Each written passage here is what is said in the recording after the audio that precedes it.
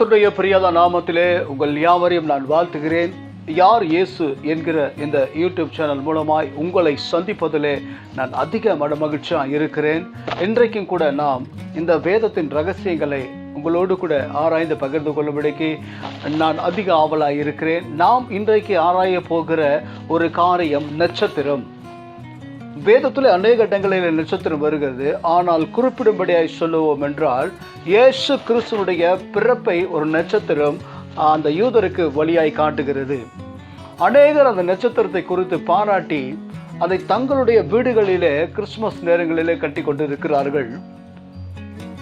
இன்றைக்கு உலக ஆட்கள் மாத்திரம் அல்ல, எல்லா சபையினரும் இன்றைக்கு அதை கட்டி கொண்டிருக்கிறார்கள். அது மகிழ்ச்சியின் சந்தோஷம் என்று அநேகர் எண்ணிக்கொண்டிருக்கிறார்கள். ஆண்டவர் என்னோடு கூட பகிர்ந்து கொண்ட ஒரு ரகசியத்தை நான் உங்களிடத்தில் சொல்ல ஆவலாக இருக்கிறேன்.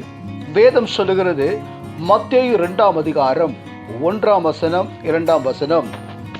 ஏரோது ராஜாவின் நாட்களில் யூதேயாவில் உள்ள பெத்லகேமிலே இயேசு பிறந்த பொழுது கிழக்கிலிருந்து சாஸ்திரிகள் எருசலேமுக்கு வந்து, யூதருக்கு ராஜாவாக பிறந்திருக்கிறவர் எங்கே?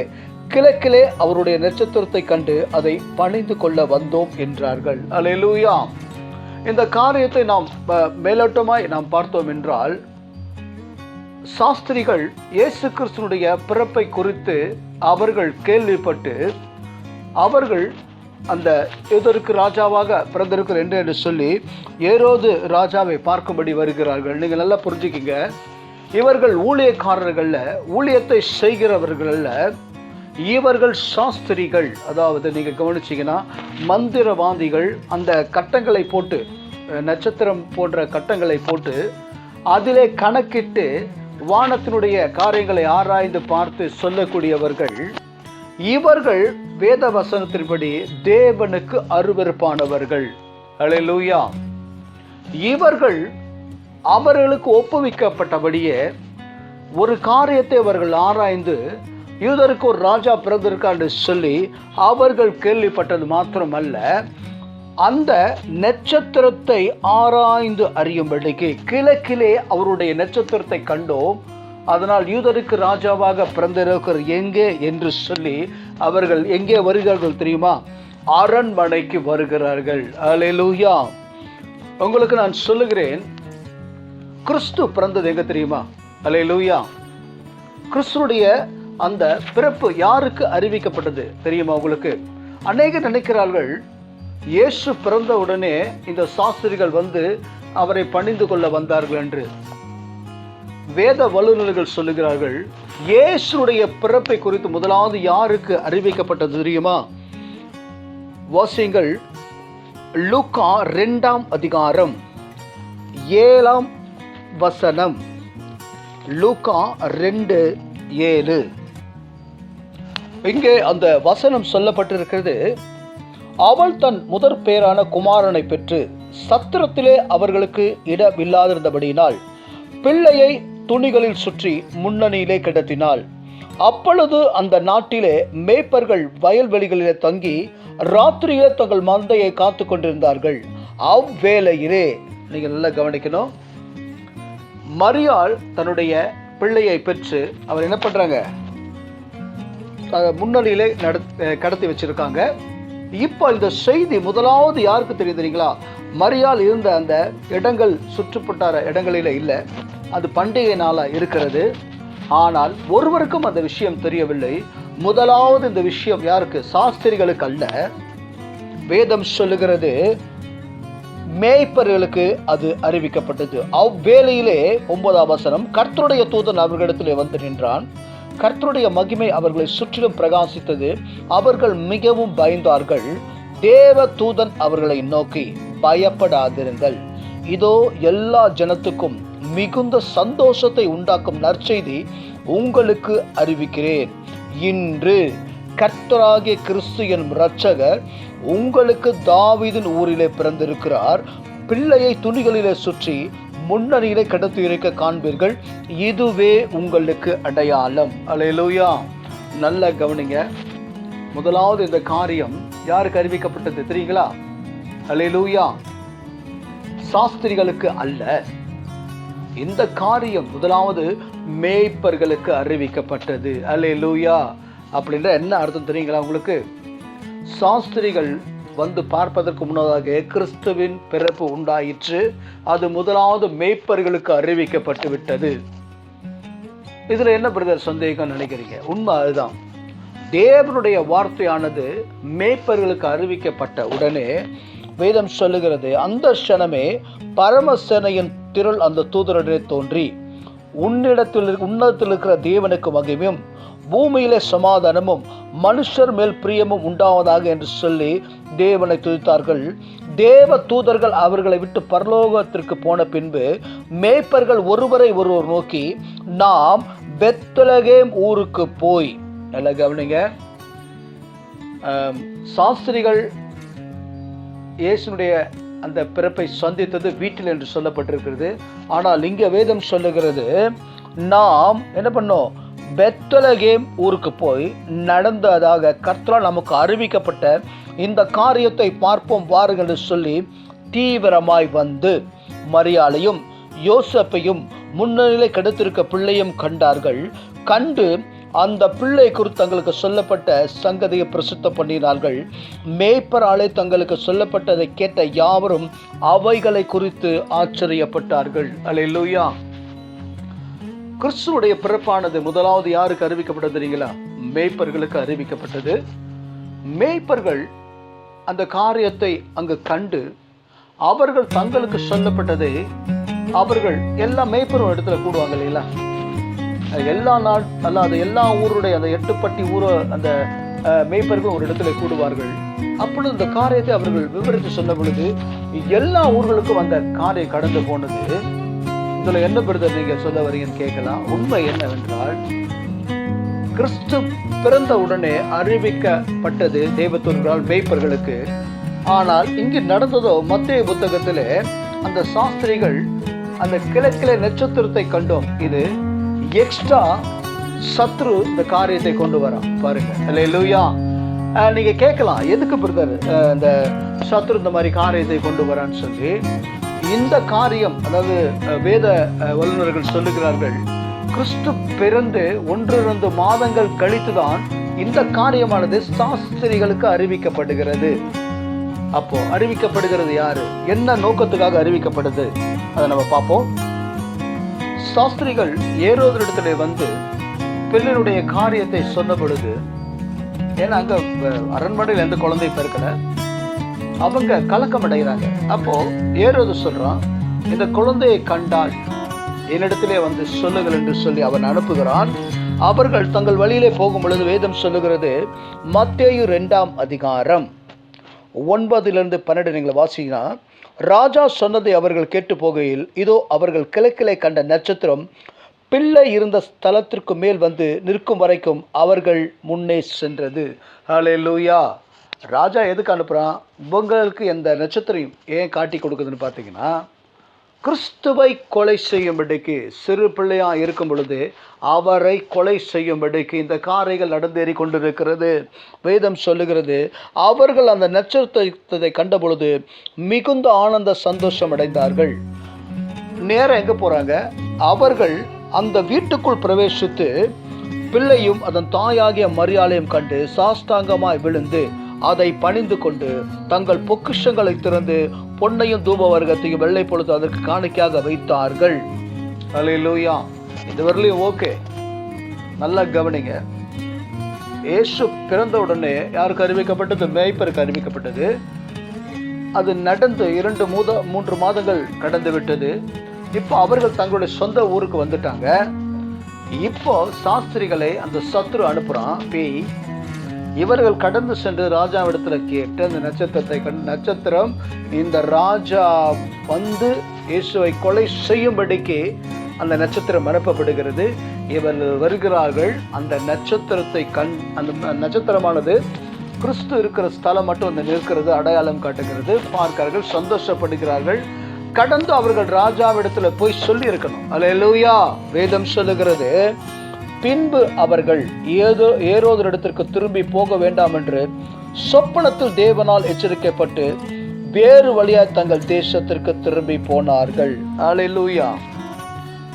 நீங்க நினைக்கலாம், ஒருவேளை அவர்கள் கடந்து ராஜாவிடத்திலே வந்து இந்த காரியத்தை அவர்கள் அறிவித்திருந்தால் அடுத்து என்ன நடந்திருக்கும் உங்களுக்கு தெரியும். ஆனால் தேவன் அதை சாதாரணமாக எடுத்துக்கொள்பவர் அல்ல. அவர் என்ன செய்தார் தெரியுங்களா?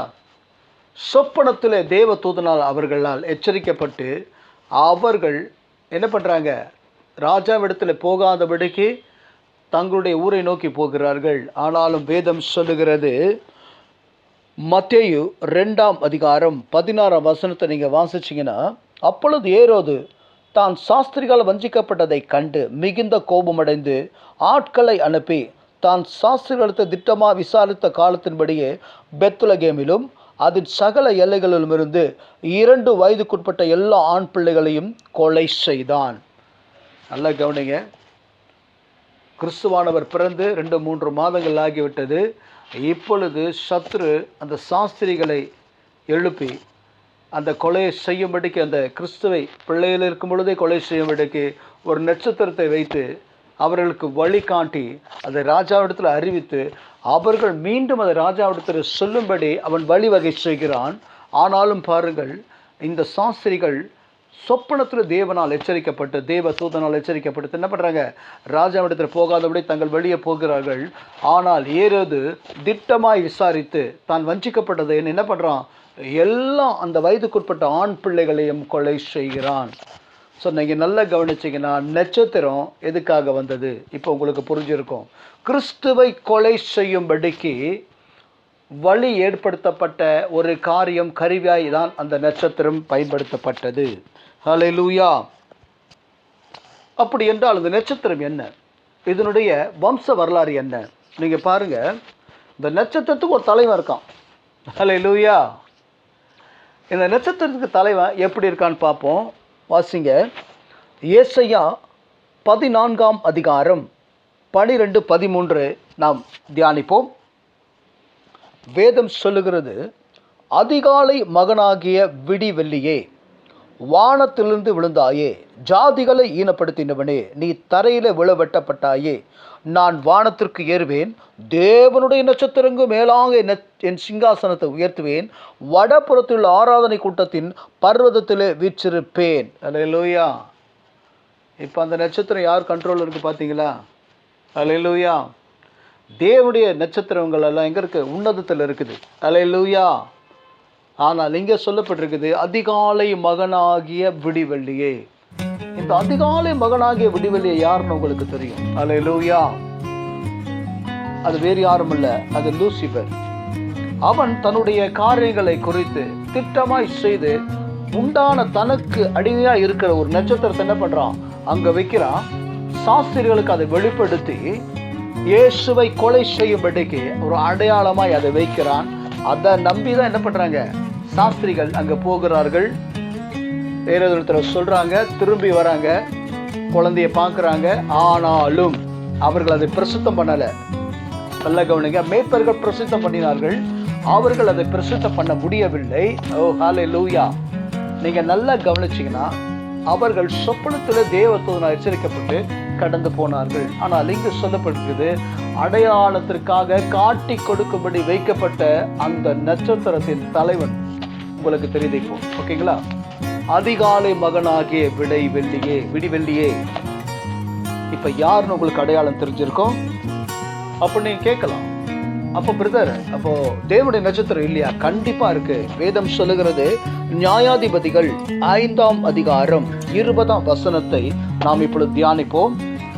நீங்கள் இந்த நியாயாதிபதிகள் புத்தகத்தை நீங்கள் தியானித்தீர்கள் என்றால், இங்கே இஸ்ரவேல் ஜனங்களோடு சிசரா என்கிற ஒரு ராஜா தன்னுடைய பெரும் படையோடு அவன் யுத்தத்திற்கு வருகிறான். அதற்கு தலைமையாய் பிசாசன் அவர்களை நடத்துகிறான்.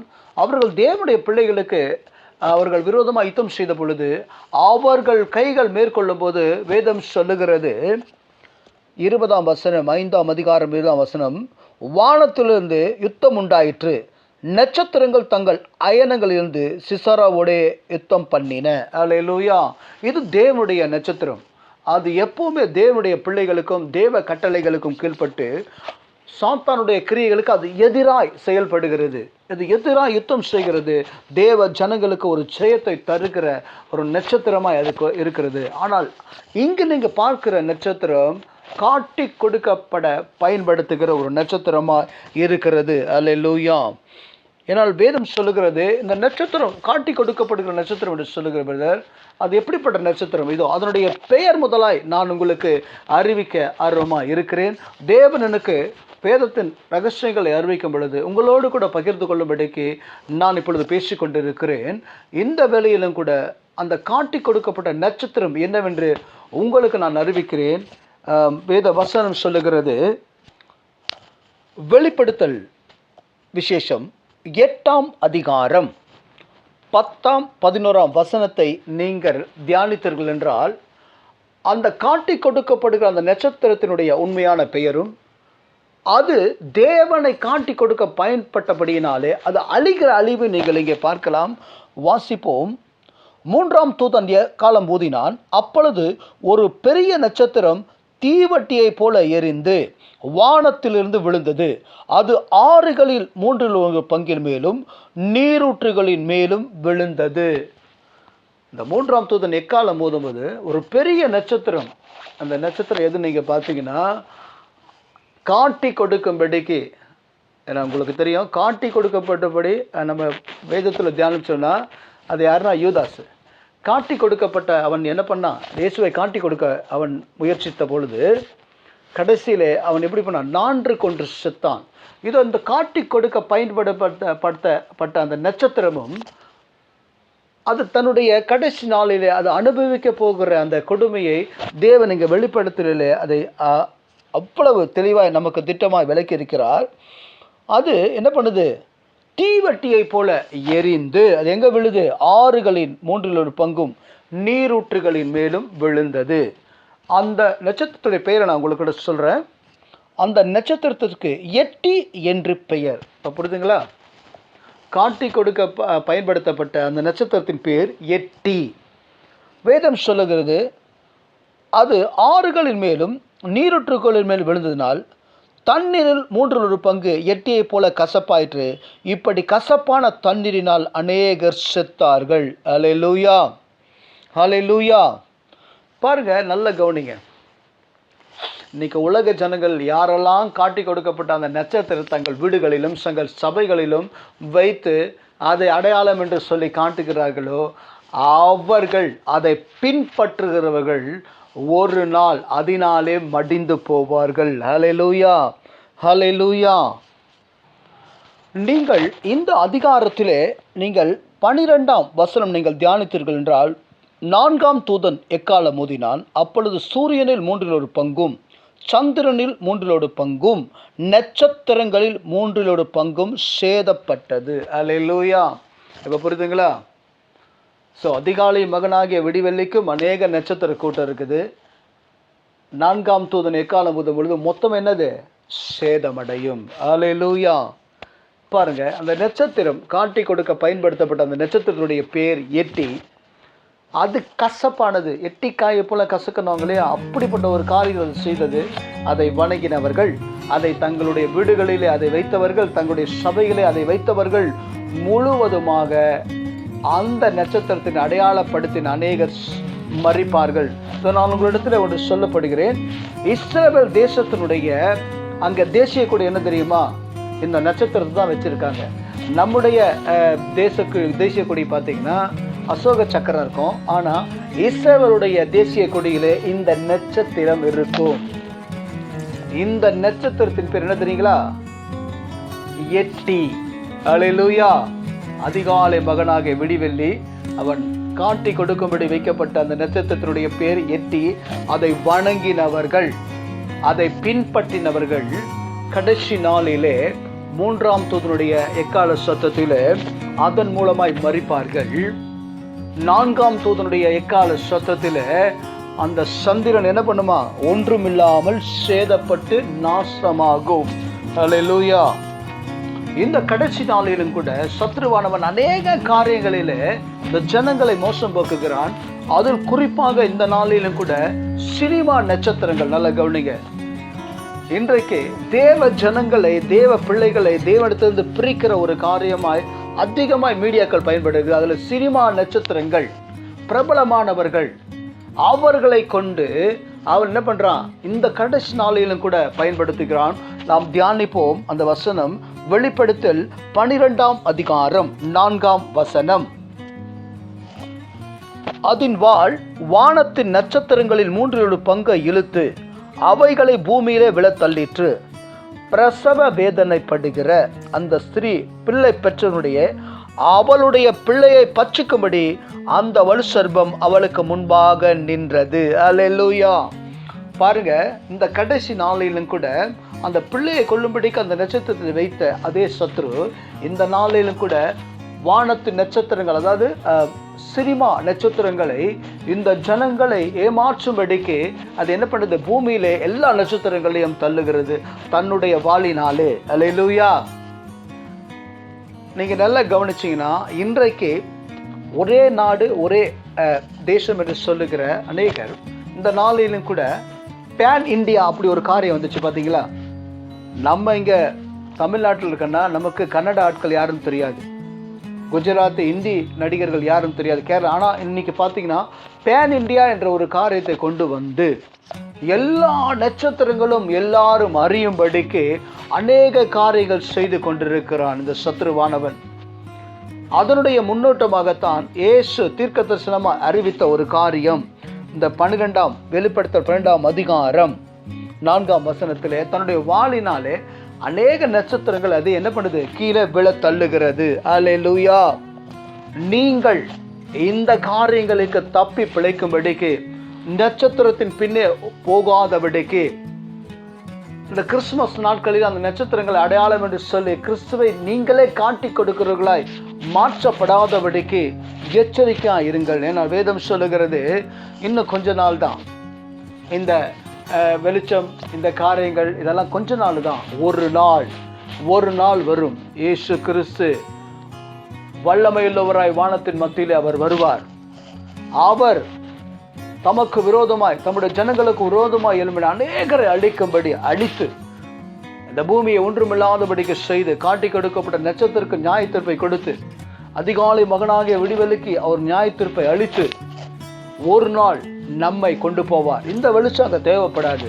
வேதம் சொல்லுகிறது. வாங்க அதை நாம் தியானிப்போம். வெளிப்படுத்தல் 21ஆம் அதிகாரம் 22, 24 வசனம் நாம் வாசிப்போம். வேதம் சொல்லுகிறது, அந்த நகரத்திற்கு, தேவனுடைய பரலோகத்திற்கு வெளிச்சம் கொடுக்க சூரியனும் சந்திரனும் அதற்கு வேண்டுவதில்லை. தேவனுடைய மகிமையே அதை பிரகாசித்தது. ஆட்டுக்குட்டியானவரே அதற்கு விளக்கு. அல்லேலூயா. இயேசு கிறிஸ்து பிறப்பும் போது நீங்க பார்த்தீங்கன்னா இருளில் இருக்கிற ஜனங்கள் பெரிய வெளிச்சத்தை கண்டார்கள். அந்த வெளிச்சம் நம்ம மேல் பிரகாசித்தது. இருளாக இருந்த நம்முடைய வாழ்க்கையில் அது ஒளியை கொண்டு வந்தது. இந்த நாளிலும் கூட மீட்கப்படுகிற நாம் அனைவரும் பரலோகத்திற்கு போகும்போது அங்க இந்த நட்சத்திரம், இந்த வெளிச்சம், அதெல்லாம் சூரியன் சந்திரன் எதுவுமே இல்லை. வேதம் சொல்லுகிறது அதற்கு நட்சத்திரமே தேவையில்லை. தேவனுடைய மகிமை அங்கு பிரகாசிக்கும். ஆட்டுக்குட்டியானவரே அங்கு வெளிச்சம். ரட்சிக்கப்படுகிற ஜனங்கள் அதன் வெளிச்சத்திலே நடப்பார்கள்.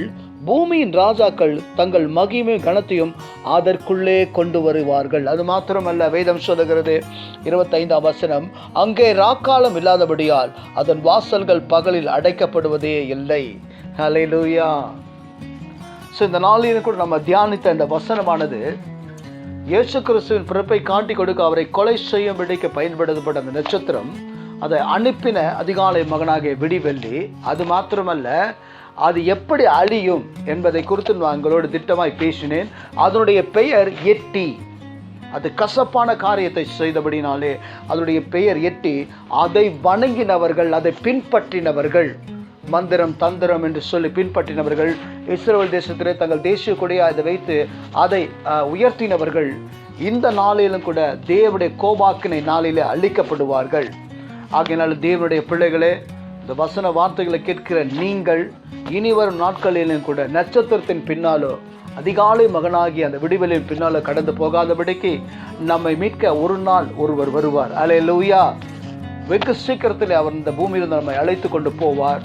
அவர் நமக்கு நியமத்திற்கு ஒரு சரத்து கொண்டு போவார். அங்கே ராக்காலம் இராது. அங்கு சந்திரனும் அந்த நட்சத்திரங்களுடைய வெளிச்சம் அங்கு தேவையில்லை. கர்த்தருடைய மகிமையான ஆவியானவரே அங்கு வெளிச்சம். ஆகையினால இந்த நாளிலும் கூட இந்த ரகசியமான காரியங்களை நான் உங்களோடு கூட பகிர்ந்து கொள்வதிலே மிக மிக ஆனந்தமாக இருக்கிறேன். தேவனுடைய நாமத்திற்கு என்றென்றைக்கும் சதா காலமும் அவருடைய நாமத்திற்கு துதியும் கனமும் மகிமையும் உண்டாவதாக. இந்த யார் இயேசு என்கிற இந்த யூடியூப் சேனல் மூலமாய் இன்னும் அநேக காரியங்களை நான் உங்களிடத்தில் அறிவிக்கும்படிக்கு, இன்னும் அநேக ரகசியங்களை ஆவியானவர் எனக்கு தந்துள்ள ரகசியங்களை நான் உங்களோடு கூட பகிர்ந்து கொள்ளும்படிக்கு மிகவும் ஆவலாக இருக்கிறேன். இந்த சேனலை பாருங்க, சப்ஸ்கிரைப் பண்ணுங்க, உலகத்தார் சொல்லுகிறபடி பெல் பட்டனை ப்ரெஸ் பண்ணுங்க. ஒவ்வொரு செய்தியும் உங்களுக்கு உடனுக்குடனாக உங்களுக்கு நோட்டிஃபிகேஷனாக வரும். நீங்கள் பாருங்கள். இன்னும் அநேக ரகசியங்களை நான் உங்களுடனே கூட பகிர்ந்து கொள்ள அதிக ஆவலாக இருக்கிறேன். ஆமென். கர்த்தருடைய நாமத்திலே உங்கள் யாவரையும் நான் வாழ்த்துகிறேன்.